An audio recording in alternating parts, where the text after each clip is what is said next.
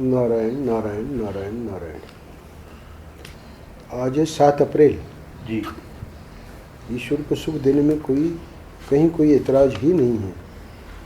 अच्छा, तो ये ध्यान योग का है 86, 87, 88। परम पूज्य महाराज श्री का ये ध्यान योग का प्रवचन ही चल रहा है अभी 3 से 4 के बीच में। तो कुछ दिनों पहले ही ये प्रसंग आया था, क्योंकि ध्यान योग अभी मतलब हम लोगों ने थोड़े दिनों पहले ही लगाया है। तो ये शुरू का ही है ना 86 से 83, 88। तो महाराज श्री बोल रहे थे ये जो यहाँ आज के पृष्ठ में है, क्या है कि ईश्वर को सुख देने में कहीं कोई एतराज ही नहीं है। अच्छा, ये शीर्षक महाराज श्री इस दृष्टि से भी मतलब ये शीर्षक यहाँ पर यथार्थ है कि हमेशा ऐसा लगता है कि कोई भी व्यक्ति या कोई भी देवता कोई चीज़ देता है तो उसमें कुछ कंडीशन ज़रूर होती है, शर्त होती है। और यहाँ महाराज श्री कह रहे हैं कि ईश्वर को सुख देने में कहीं कोई एतराज़ ही नहीं है। तो सुख देने में कहीं कोई एतराज़ ही अगर नहीं है ईश्वर को, तो फिर सब लोग सुखी क्यों नहीं है? तो यहाँ पर महाराज श्री कहना बताएंगे इसी पृष्ठ में कि ईश्वर को सुख देने में एतराज़ इसलिए नहीं है कि वो तो सुख का सागर है और सच्चित आनंद उसका स्वरूप है ईश्वर का। तो इसलिए ईश्वर के हाथों से महाराज श्री कहते थे कि दुख की सृष्टि हुई ही नहीं। और जगत में हम देख रहे हैं कि दुनिया भर का दुख है। तो इसका अर्थ क्या है कि ईश्वर के जो चिद आनंद है ना, आनंद आ गया ना उसमें, तो ईश्वर के चिदानंद हाथों द्वारा दुख की सृष्टि नहीं हो सकती है, संभव नहीं है। तो फिर ये दुख कहाँ से है? तो आज के पृष्ठ में समझ में आ जाएगी बात। ये जो है दुख वो ईश्वर सृष्टि में नहीं है, जीव सृष्टि में है। यानी ईश्वर ने जो बनाया उसमें हमने मैं मेरा करके और जो अपनी जीव सृष्टि बना ली, इसमें दुख का बीज है। अब यहीं आज ही देखिए, सुनिए, हम लोग ईश्वर को भी बड़ी दुविधा में तब डाल देते हैं, महाराज श्री कह रहे हैं, जब हम ईश्वर को अपने सुझाव पर सुझाव देने लगते हैं। अब ये जीव सृष्टि की विशेषता है क्या कि ईश्वर ने जगत बना रखा है और सब एकदम बढ़िया है, पर हम सुझाव पर सुझाव, है ना। यदि हम ईश्वर से कहें, एक वो अंग्रेजी वाला है बहुत ही बढ़िया, तो खैर ऐसे ही मैं बता देता हूँ।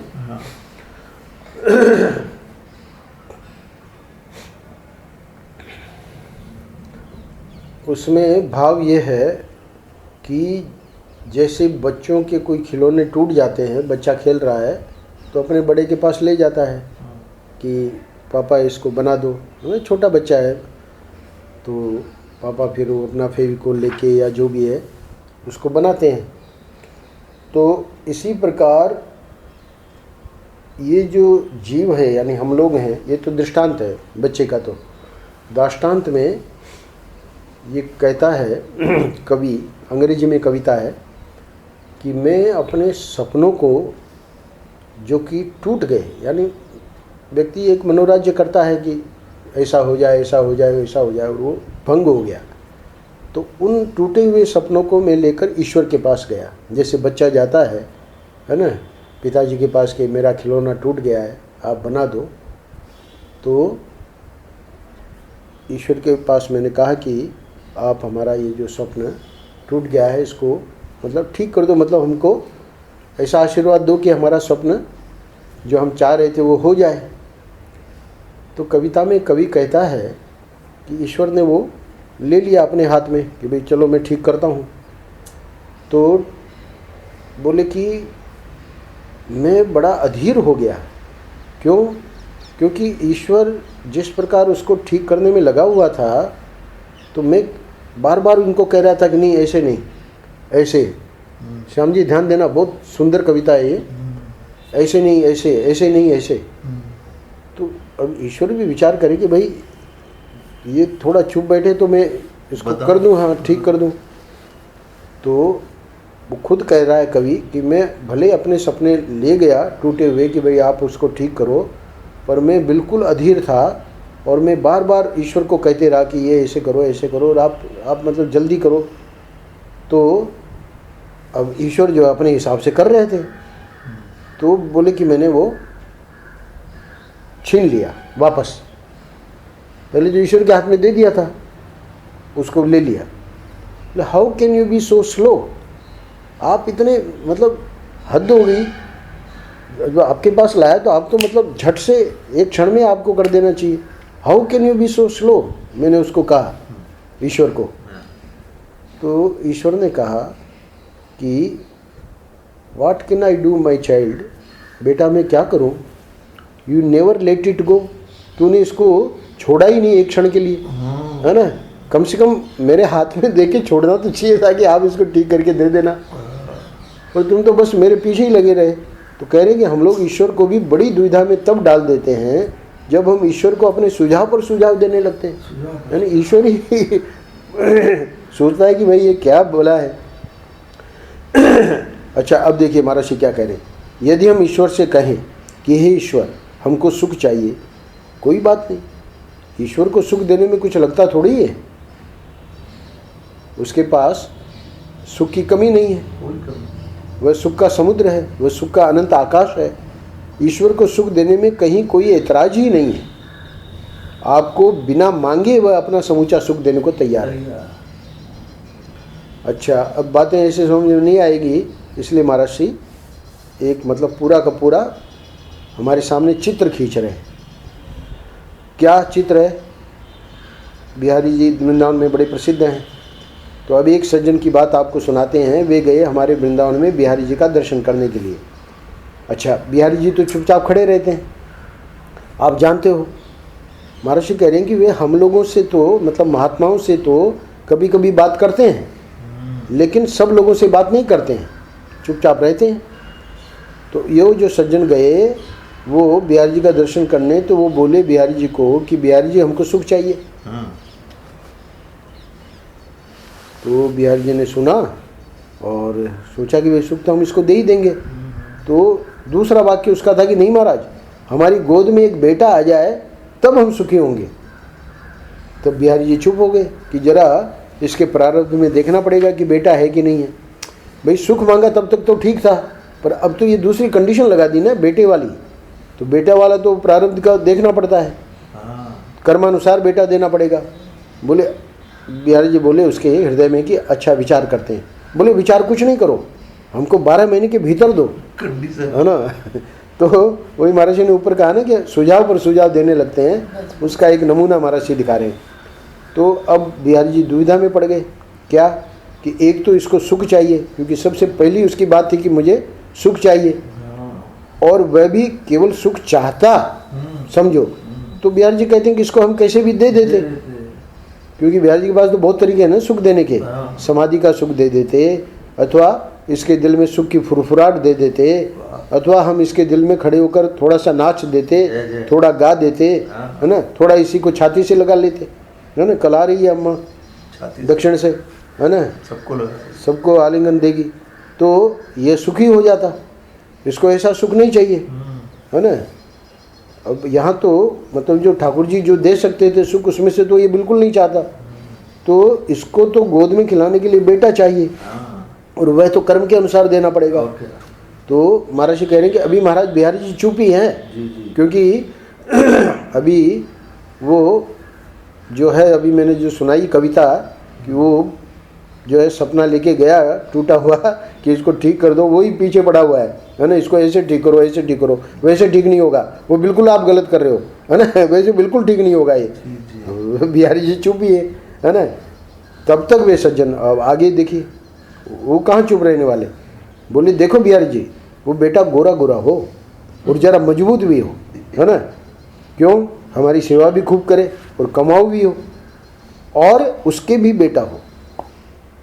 तब महर्षि कह रहे हैं कि अब बिहारी जी ने कहा कि ये सुख नहीं मांग रहा है, इसको सुख नहीं चाहिए, है ना। तो देखो इसी का नाम संकल्प है। अब यहाँ जो मुख्य श्लोक चल रहा है ना, जिसके ऊपर महर्षि व्याख्या कर रहे हैं, उस श्लोक में भगवान ने अर्जुन को समझाया है कि नहीं संन्यस्त संकल्पो योगी भवति कश्चन, संकल्प को छोड़े बिना योगी कोई हो ही नहीं सकता। तो संकल्प के मूल में है अज्ञान, और संकल्प हमको फिर लगा देगा कामना में, और कामना से फिर कर्म में। तो ये जो है इसको अंग्रेजी में कहते हैं विशियस सर्कल, यानी एक ऐसा चक्र है जिस चक्र से एक बार आप उसमें घुस गए तो जैसे वो अभिमन्यु जो है उसको ये कला तो आती थी कि वो जो बनाया था उन्होंने, उसके अंदर घुस तो सकता था, हाँ क्या बोलते हैं उसको, चक्रव्यूह। तो ये चक्रव्यूह जो है वो यही है, संकल्प, संकल्प के मूल में अज्ञान, संकल्प से कामना, कामना से कर्म, है ना। तो उसके बाद जन्म मरण, तो वो जो चक्रव्यूह है, तो महर्षि कह रहे हैं कि इसी का नाम संकल्प है। बिहारी जी ने कहा कि ये सुख नहीं मांग रहा है, इसको सुख नहीं चाहिए। तो महर्षि समझा रहे हैं कि क्या है जो ये मांग रहा है, बोले बस ये संकल्प, संकल्प पे संकल्प, संकल्प पे संकल्प किए जा रहा है। तो अंतिम पैराग्राफ में महर्षि कह रहे हैं कि वस्तुतः है तुम जो ईश्वर को अपना नौकर बनाना चाहते हो, यही तुम्हारे जीवन का दुख है। ईश्वर को नौकर बनाने की जरूरत ही नहीं है, ईश्वर को तो मालिक ही बनाओ ना, ईश्वर के दास बन के रहो। तो इसलिए 4 बल्कि 5 जो रिश्ते हैं ईश्वर के, तो उसमें शांत रस तो एक तरह का उसको रिश्ता नहीं मानते, और बाकी जो 4 हैं उसमें दास्य रस यानी ईश्वर के दास बन के, और उसमें रस यानी उसकी भक्ति, और सख्य रस सखा बन के, और वात्सल्य रस जैसे माँ बच्चे को, है ना, तो उसको वात्सल्य रस, और माधुर्य रस, माधुर्य रस मतलब पति पत्नी का संबंध। तो ये 4 जो रिश्ते हैं ईश्वर के साथ वो माने गए हैं। पर यहाँ तो उल्टा हो गया ना, ईश्वर को ही नौकर बनाना चाह रहा है। तो कह रहे वस्तुतः तुम जो ईश्वर को अपना नौकर बनाना चाहते हो, यही तुम्हारे जीवन का दुख है। यानी इसमें तो सुख का लेश भी नहीं है, ये तो बिल्कुल ही उल्टी गंगा बहा रहा है ना।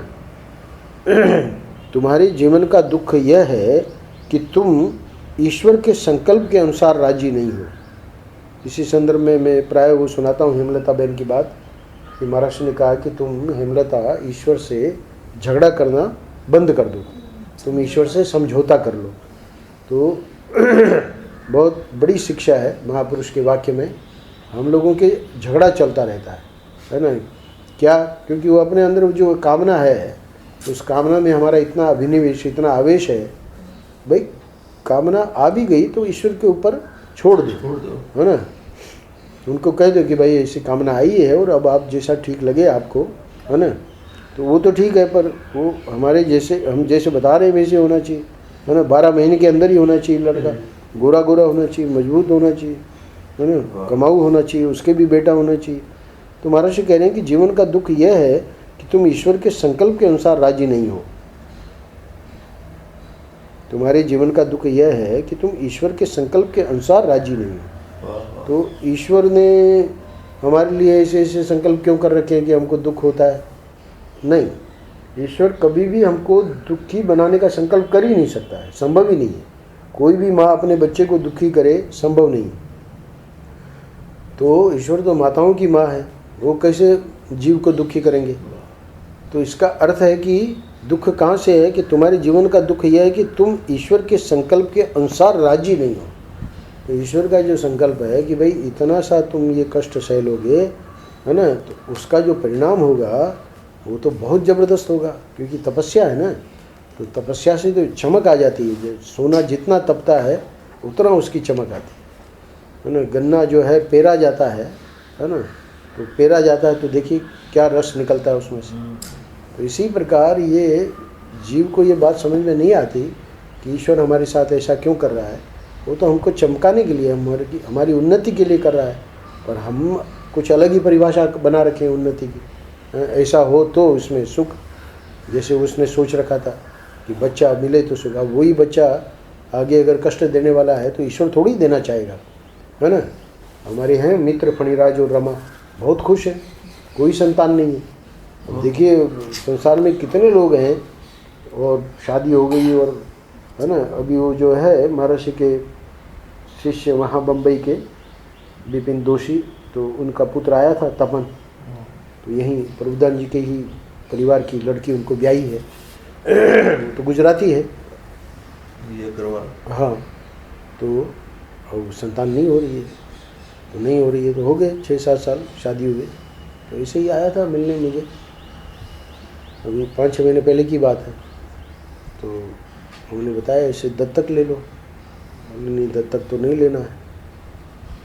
तो हर प्रकार के उसमें लगा हुआ है, ये कर लिया वो कर लिया, महाराज ने जो बताते थे वो सब कर लिया, राधा कुंड का स्नान कर लिया। तो कहने का मतलब यह है कि ईश्वर को अगर पता है कि भाई इनके परिवार में वो बालक आके दुख ही देगा, तो ईश्वर तो नहीं देगा, पर व्यक्ति को कहाँ संतोष थोड़ी है, संकल्प अपना है ना।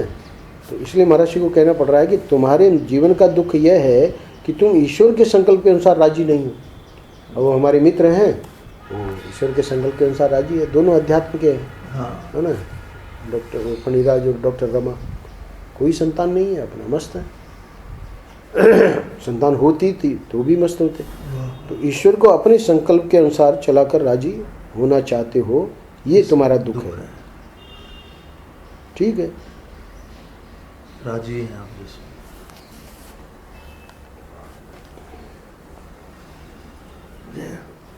आज हमारा नहीं आया।